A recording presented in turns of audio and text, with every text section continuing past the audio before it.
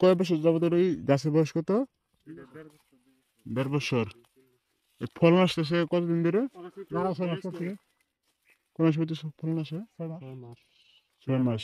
মানে পেয়ারা গাছে 6 মাস বয়স হলে তারপর থেকে আর কি পেয়ারা দেওয়া শুরু হয়। তাহলে 3 বছর আনি এমনি কেজি কেজি কত বেচছো, পাইকারি কিংবা খুচরা? 70 টাকা 80 এমনি হচ্ছে।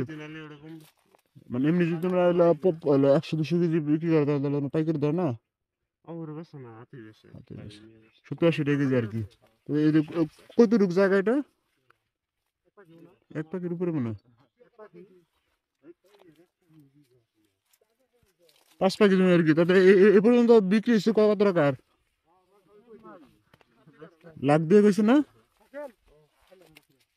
রোজা না খাবি কে তুই?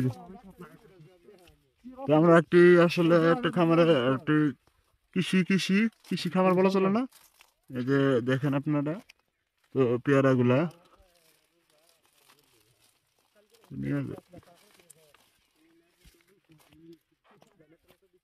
এটা আমাদের হাফিজ খান হলো কৃষি এগ্রো ফার্ম।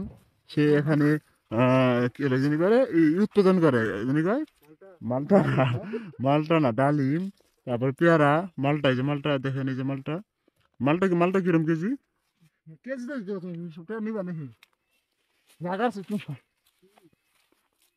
কি করো শোনে বুঝলাম তুমি সেটা আমি বাবার।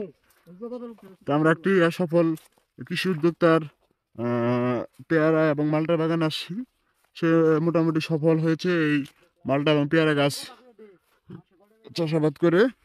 তো আপনারা যারা এই পাহাড়ের দিক এই চাষাবাদগুলো করতেছেন করতে পারেন।